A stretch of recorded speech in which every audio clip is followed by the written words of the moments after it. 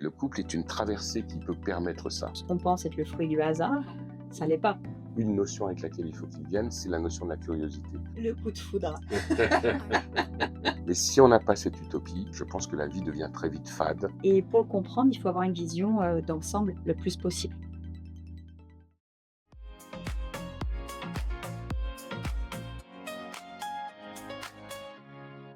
Salut Alain, je suis ravie de t'accueillir, aux Deux-Sèdres pour qu'on parle de la formation que, nous allons co-animer, du coup du 28 septembre au 1er octobre, heu, 2026. 2026 effectivement. Ça fait, déjà depuis 2018, donc 8 ans que, voilà, on a la chance de t'accueillir chaque année. C'est toi qui as choisi le thème de cette année et tu as choisi les danses du couple. Pourquoi avoir choisi ce thème? Alors, pour plusieurs raisons. Il y a une première raison, qui est: qu'est-ce qui fait que j'ai choisi le thème du couple, de manière générale? Et je m'aperçois, depuis, depuis la fin du covid, les demandes de thérapie de couple ont été multipliées par 5. Donc il y a vraiment une problématique du couple, à l'heure actuelle, qui est en train de s'accélérer dans nos sociétés, et ça me semblait important de revenir de nouveau sur la question du couple pour l'aborder d'une autre manière, parce qu'en 2022, j'avais déjà encadré un stage sur le couple, une formation.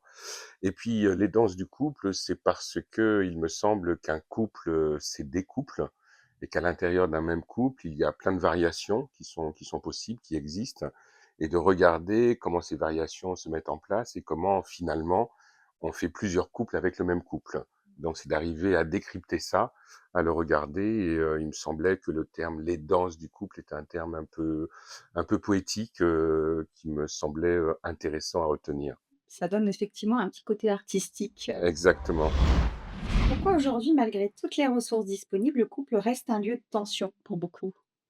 Bah, je crois que c'est un lieu de tension parce qu'il y a plein de ressources disponibles, justement. C'est-à-dire qu'en fait, si on regarde, il y a pas si longtemps que ça, il y a quoi? Il y a une cinquantaine d'années, le couple était une espèce d'évidence pour tout le monde, voilà, on vit ensemble, on s'engage, et puis ma foi, ça c'est pour le meilleur et pour le pire, comme on dit.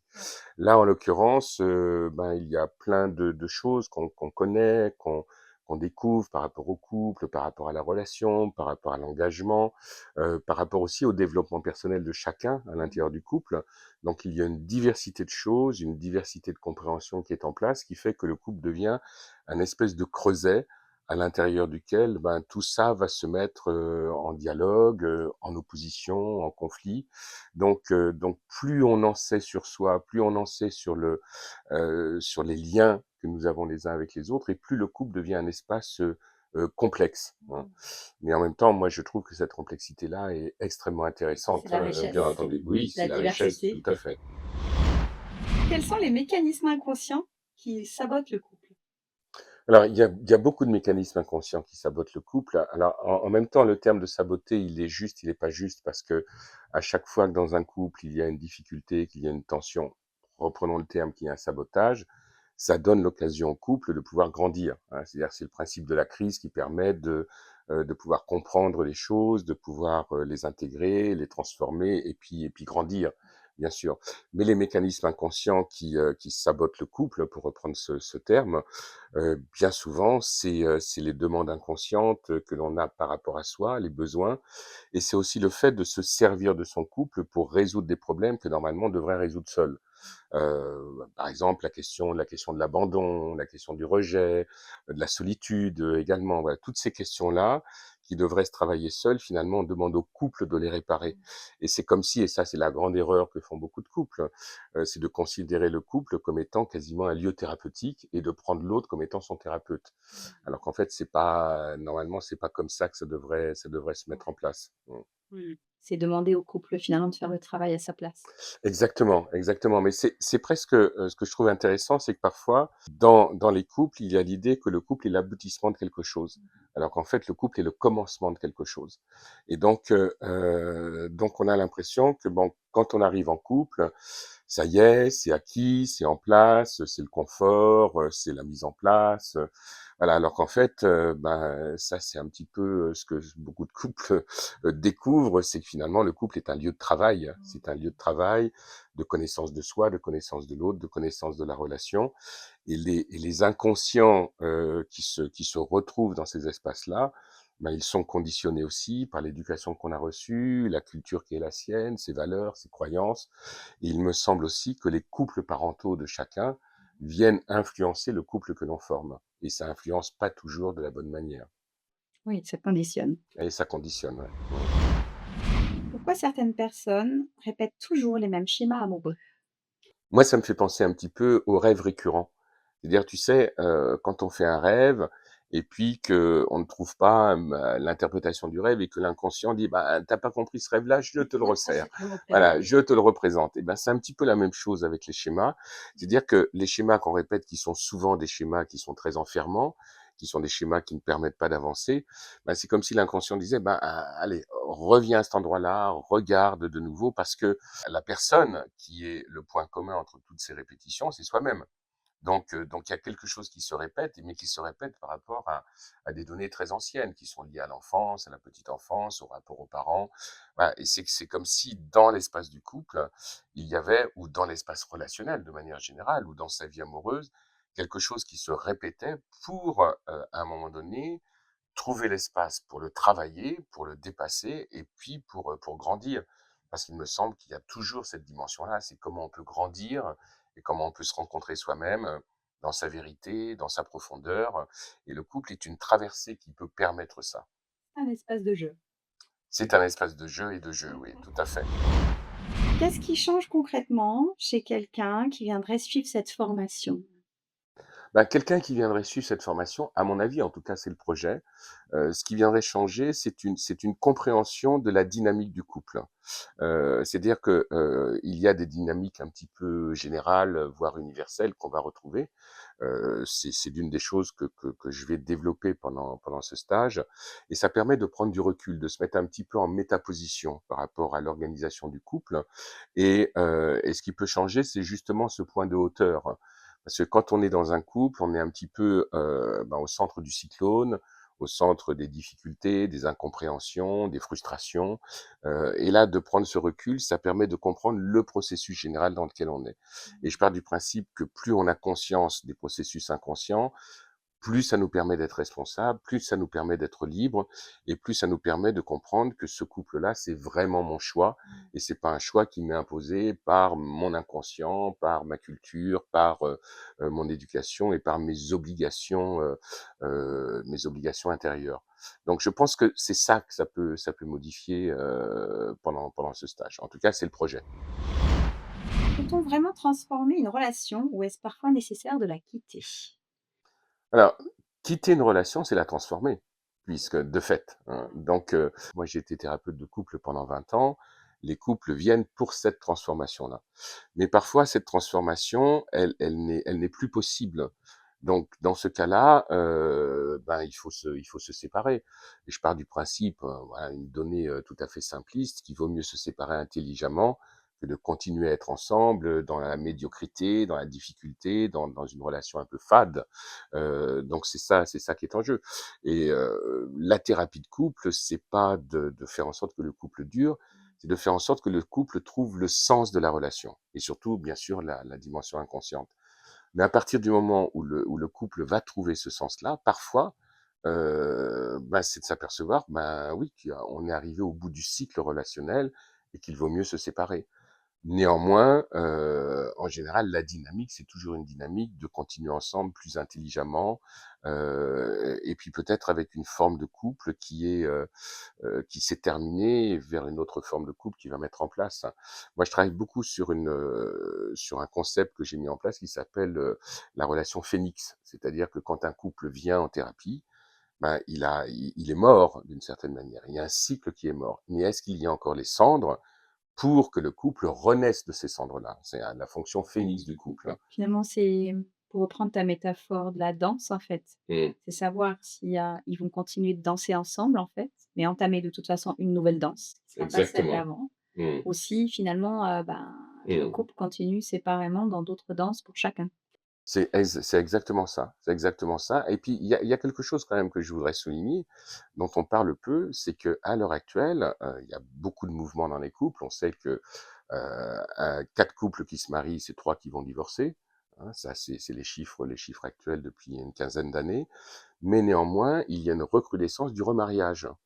C'est-à-dire qu'il y a beaucoup de couples qui vivent ensemble, qui vivent une aventure, qui se séparent, qui vont vivre d'autres choses, donc qui vont danser ailleurs, et ensuite qui reviennent ensemble. Et il y a beaucoup de remariages, il y a beaucoup de recomposition de couples également.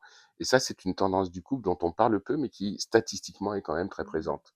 Donc, est intéressante à regarder. J'en reviens à ce que tu disais, il y a vraiment la notion de toute façon, même si c'est les mêmes partenaires qui redansent ensemble, la danse ne sera plus jamais la même. Exactement, exactement. À chaque fois, ça crée quelque chose de Mmh. nouveau. Oui, et c'est aussi la difficulté du couple, c'est-à-dire que c'est ce que je disais, c'est que le couple, on a l'impression que ça y est, j'ai trouvé le bon, la bonne, une manière très romantique de concevoir le couple, et puis de s'apercevoir qu'en fait, ben, le couple, c'est pas le lieu de la stagnation, c'est le lieu du mouvement, et c'est important, justement, d'où le rapport à la danse. Et c'est important de considérer le couple comme étant un mouvement, mais un mouvement qu'on fait à deux, en changeant l'un et l'autre. Et donc, c'est toute la difficulté qu'il y a d'accepter qu'il y ait des mutations à l'intérieur de son couple, et que le couple, c'est pas que le lieu du confort, c'est aussi le lieu de l'aventure, c'est le lieu de la modification, c'est le lieu de la prise de conscience aussi, de soi, de l'autre et de la relation. Donc, il y a tous ces éléments-là. Donc, c'est d'une énorme richesse, le couple. Ça sort bien de la fin des contes de fées, ils se marièrent, vécurent heureux et eurent beaucoup d'enfants. Voilà, c'est ça. Et stop, et fin de manuel. Ouais, ouais, ouais, ouais. Quel est le plus grand déclic que tu observes chez les participants d'un tel stage? Alors, le plus grand déclic, c'est, je dirais, enfin, ça va être un peu banal ce que je vais répondre, mais c'est la compréhension. Mais en général, c'est le déclic que j'essaye d'initier dans tous les stages de formation. C'est-à-dire le fait de comprendre quelque chose, et surtout de comprendre quelque chose de nouveau. Moi, il y a un mot de la langue française que j'aime beaucoup, c'est la sérendipité. Ah oui. Et la sérendipité, c'est trouver ce qu'on ne savait pas qu'on était venu chercher. Et à chaque fois que j'encadre un stage, et que j'ai des stagiaires qui me renvoient: «Bah, je savais pas que j'allais trouver ça et tout ça», pour moi, j'ai rempli mon rôle. Mais ce qui est intéressant aussi de mon point de vue, c'est que ça soit de la sérendipité pour moi aussi. C'est-à-dire que parfois j'encadre un stage, et puis à la fin je me dis: «Bah, finalement je l'avais encadré pour ça», par rapport à ce qui me concerne. Donc tout ça va autour de la question de la curiosité, de la question de l'inattendu, de la question de la surprise, parce que je trouve que si on fait un stage, surtout sur le couple, et qu'on sait par avance ce qu'on va y trouver, c'est pas très intéressant. Donc c'est d'être, et ce que je dirais, c'est que les gens qui seraient intéressés pour venir faire ce stage, faut qu'ils viennent avec de la curiosité, il faut qu'ils viennent avec de l'ouverture, il faut qu'ils viennent aussi en ne se disant pas que le couple qui pour eux est, dans la forme qui doit être, la seule, l'unique et l'absolue, ce couple-là, il faut qu'ils laissent tomber cette référence-là. C'est-à-dire de s'ouvrir aussi à plein de formes nouvelles de couple, à plein de formes nouvelles d'amour, enfin nouvelles, ils sont pas si nouvelles que ça, mais je pense aussi que si les gens viennent à ce stage, vraiment, s'il y a, une notion avec laquelle il faut qu'ils viennent, c'est la notion de la curiosité. D'être curieux de ce qui va être présenté, et puis ça va être interactif aussi, hein.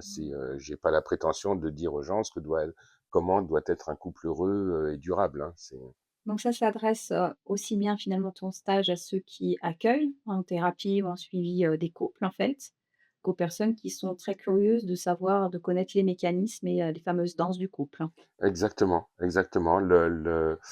Moi, j'ai un mantra en tant que formateur, c'est une phrase de Gilles Deleuze qui dit: «On n'enseigne pas ce que l'on sait, on enseigne ce que l'on cherche». Et donc moi, J'adore à cette phrase. chaque fois, ben, je viens chercher avec les personnes autour des thèmes qui sont proposés, hein.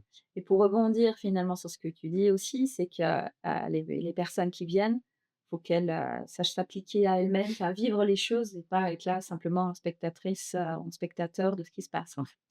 Oui, parce que sinon, ben, elles ont qu'à lire un livre, ou écouter un podcast, hein. Il y en a plein qui sont très bien faits sur le couple et tout ça. Là, on va être ensemble pour chercher ensemble, et il me semble que c'est ça qui est intéressant. Et puis il y a des thèmes de toute manière qui ne peuvent pas ne pas nous toucher. C'est-à-dire tout ce qui concerne, la sexualité, le lien, le deuil, voilà, on est forcément atteint, que l'on soit thérapeute ou pas thérapeute. Donc le couple, ça touche tout le monde. Donc forcément, faut accepter de se laisser travailler, de se laisser traverser, de se laisser bouleverser aussi par le thème. Bien sûr, il y aura des éléments théoriques, mais aussi, de voir, qu'est-ce qu'on fait de ces éléments théoriques et comment on peut les mettre en pratique. Faut rentrer dans les danses. Exactement, ouais, et oui, bah, dans le stage, on va danser ensemble aussi d'une certaine manière. Si tu devais résumer en une phrase, ou donner une phrase de la fin par rapport ou de la continuité par rapport à ce que tu viens de dire, là, qu'est-ce que tu dirais? Bah, moi, ce qui m'intéresse beaucoup, je vais faire un petit détour pour répondre. Oui. Ce qui m'intéresse beaucoup, c'est la question de l'illusion. C'est-à-dire que je pense que on a besoin d'illusion et le mot illusion, je le remplacerais même par utopie. Mmh. Je pense que l'être humain a besoin d'utopie, a besoin de se projeter sur des choses qui paraissent irréalisables. Donc le couple est une merveilleuse utopie. Donc je pense que dans le couple, il y a cette dimension-là. Il y a cette dimension qu'on se raconte des choses, qu'on va vivre dans le couple, qu'on ne vit pas forcément, mais il y a une projection qui est faite par rapport à des notions simples, l'amour, le bonheur, la compréhension, l'accueil, le non-jugement, la solidarité, voilà, tous ces éléments-là. Tout ça, c'est très utopique, donc c'est très inatteignable. Mais si on n'a pas cette utopie, je pense que la vie devient très vite fade. Et donc c'est important de beaucoup demander au couple, en sachant que le couple ne nous apportera pas tout ce qu'on lui demande. Voilà, donc c'est très paradoxal, mais je pense que c'est ça aussi qu'il faut Faut être apprendre. gourmand dans le couple. Exactement, exactement, oui. Faut être gourmand et en même temps en sachant que c'est que comme quand on va au resto, on commande quelque chose, mais on sait pas exactement comment le cuisinier, il nous l'aura préparé. Donc il y a toujours une espèce d'adaptation à mettre en place par rapport au couple. Faut espérer que ce soit une adaptation joyeuse. Bah, écoute, c'est tout ce qu'on peut se souhaiter, je pense. Tout à fait. Merci Adam. Merci à toi. Sylvie, tu interviens sur la partie systémie et psychogénéalogie. En quoi, ton approche, elle est complémentaire? Alors, elle va être complémentaire à ton approche parce qu'on peut dire que tu parles de la danse des couples et dans cette danse, eh bien, il y a aussi les couples, de nos aïeux. Il y a les couples de notre lignée, il y a les couples des familles de cœur qu'on a connues. Il y a même notre fratrie, il y a voilà, c'est se rendre compte que dans cette danse, il y a pas que nous, elle travaille sur nous et sur l'autre qui est présent, en fait. Il y a un autre système qui vient conditionner nos choix. C'est ça qu'on va explorer Mmh. pour encore plus enrichir la diversité des couples Mmh. et des danses possibles. Qu'est-ce que tu entends par, famille de cœur? En fait, on pense qu'on est issu seulement de notre, famille, notre lignée, généalogique de sang, en fait. Mais si on a baigné, par exemple, dans une famille d'accueil, Mmh ou mh. aussi quand on a baigné, chez une nourrice, par exemple, ou dans d'autres communautés, ou même qu'on a eu, des amis, des familles dans lesquelles on s'est senti très proche, où on s'est reconnu, Mmh. elles sont intervenues dans nos patterns et dans nos réflexes et dans nos envies, en fait. Ouais, ça, je trouve ça très, très intéressant justement par rapport à la question du couple et d'ailleurs ça amène une autre question, c'est justement pourquoi intégrer le transgénérationnel, dans le travail du couple? On peut dire que, on est programmé souvent pour, achever les histoires qui ont été commencées par les lignées précédentes. Donc souvent, on se rend pas compte, tu parlais, justement que le couple, c'est le début d'une histoire.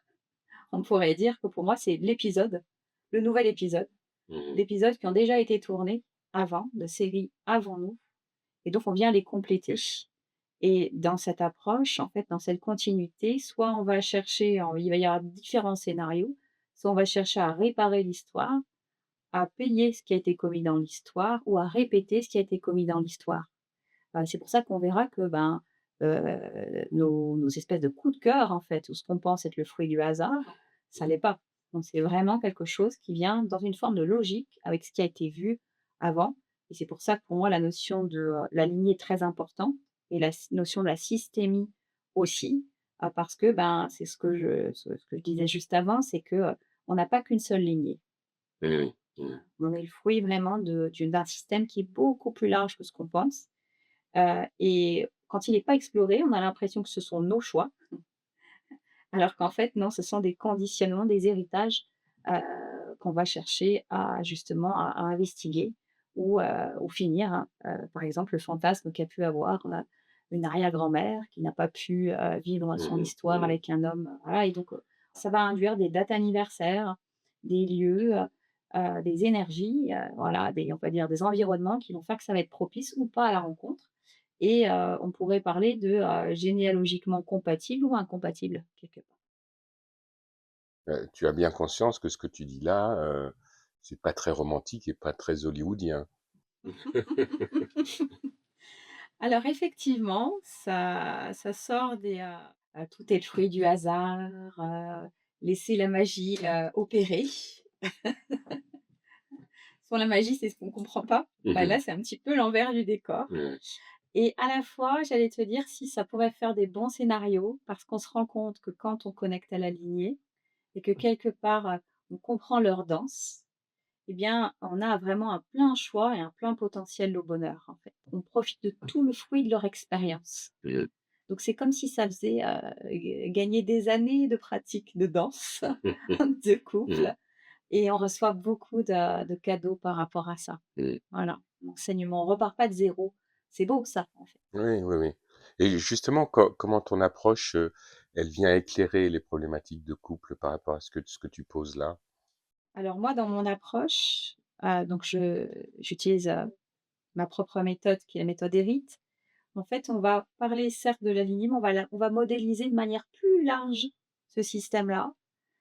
Donc l'aligner plus tout ce qui est de l'environnement autour, donc aussi les familles de cœur et ça va nous permettre d'identifier les mécanismes et de savoir, bah, qu'est-ce qui est en train de se rejouer et on abordera aussi la notion de, l'horloge généalogique, Mmh. parce qu'en fonction de notre âge, notre temporalité et le cycle de danse de couple qu'on a fait, on n'est pas à la même étape, du film, en fait. Voilà. Mmh. Et pour le comprendre, il faut avoir une vision, d'ensemble le plus possible. Il y a certaines femmes, par exemple, elles vont choisir un homme, par exemple, qui va, chaque fois être inaccessible ou pris, ou avec lequel il va y avoir par exemple une forme de violence psychologique. Alors que, ben, elle souffre en fait, mais pourquoi est-ce qu'elle continue et pourquoi à chaque fois tu en parlais, d'ailleurs, Mmh. souvent on représente le même plat en fait. Mmh. Souvent on va chercher dans notre histoire pourquoi est-ce que c'est ce même plat qui est représenté? Alors que souvent l'origine, c'est pas seulement dans notre vie, c'est, dans ce qui a été vécu, avant. Mmh. Donc de fait, tu fais le lien entre l'histoire familiale et le couple? Exactement, le lien entre, les histoires, les danses Mmh. familiales, Mmh. Mmh. le lien avec, la ligne de vie de chacun et effectivement, le couple. Une question, peut-on aimer librement quand on est encore lié à son histoire familiale? Est-ce que c'est possible ça? Je pense qu'on n'est pas libre tant qu'on ne connaît pas, en fait. Ben, on ne sait pas ce qui est de l'ordre de ce qui nous appartient, de ce qui nous a été transmis. Aller chercher l'histoire, c'est pas, bloquer notre histoire, au contraire. C'est se rendre compte de ce qui s'est passé, ce qui a été vécu et savoir le choix de ce qu'on fait. Souvent, je dis, voilà, notre ADN, notre construction, c'est comme un instrument de musique. Voilà. Donc il faut être conscient de avec quel instrument de musique, pour quels instruments de musique on a à notre disposition. Et il y a des choses, il y a des notes qu'on peut jouer et d'autres ne pas jouer, mais le faire en conscience, en fait. Mmh. Voilà. Et c'est ça, souvent, quand on n'a pas fait cette histoire, on rejoue la même partition, on comprend pas pourquoi et on n'est pas libre de créer autre chose. Voilà. Une fois qu'on a investigué, ben, on peut, créer de nouvelles partitions et on peut avoir accès à des notes, qui nous appartenaient pas directement, mais qui nous ont été transmises. Mmh. Donc tu vas animer une journée au cours de ce stage. Est-ce que tu peux nous dire, ce qui va se passer concrètement, ce que vont trouver, découvrir, travailler les stagiaires? Alors on va, parler justement de, généalogiquement compatible ou incompatible. On va voir, ce qui, finalement nous conditionne, au niveau du couple. On va voir notamment et ça c'est des fois un peu abordé, comment notre fratrie aussi joue, sur notre orientation sexuelle, sur nos envies, sur la façon dont on se présente, qu'est-ce qu'on incarne et qu'est-ce qu'on recherche. On verra bien évidemment aussi au niveau, des parents, hein, des grands-parents et aussi de la famille, extérieure, la famille de cœur ou la famille, d'adoption d'ailleurs, parce qu'il peut y avoir plusieurs configurations. Quelle mission on peut rejouer dans vos danses? Quelle musique se lance inlassablement? Mmh. Donc ça va être une sacrée partie déjà. Et il va y avoir aussi la notion de, ce que je disais au départ, de l'horloge généalogique ou l'horloge systémique. Voilà, c'est-à-dire qu'on va pas jouer les mêmes, ce sera pas la même ambiance, pas la même partition, pas le même instrument de musique selon, notre époque de vie et aussi les conditionnements. Enfin voilà, qu'est-ce qu'on a à jouer avant la fin de notre vie, hein? Mmh. Ouais. Mmh. Et tu disais, justement que, quand on parle de l'aidance du couple, c'est pas forcément, des à chaque fois des couples avec des personnes différentes. C'est justement aussi comment 2 personnes au sein du même couple, finalement, il sera temps de jouer un autre style de musique, une autre partition, et ça, c'est très lié à cette fameuse horloge. Et justement, tu parles de fin, la pourquoi d'après toi, c'est important de terminer ce stage par, ton intervention?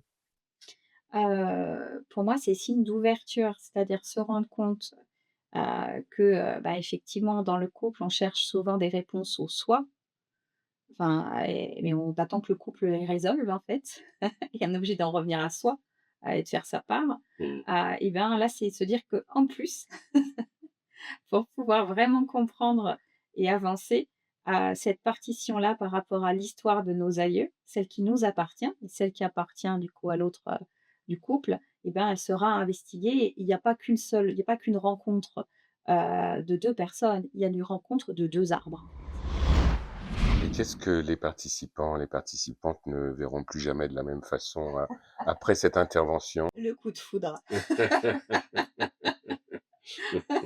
ça c'est sûr. Ouais, ouais.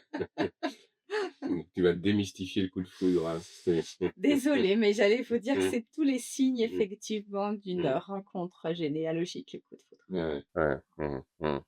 Tu sais d'où ça vient le coup de foudre, au niveau de la mythologie grecque? Ah non, je Tu suis pas aussi connais, tu calée sais? que toi, mais Ouais. dis-nous? Oui, parce que c'est très intéressant et je pense que ça va te parler parce qu'en fait, très très rapidement, Zeus qui est quelqu'un qui aimait, coucher avec, les uns, les autres, les hommes, les femmes, et tout ça, il tombe amoureux de Sémélé. Sémélé,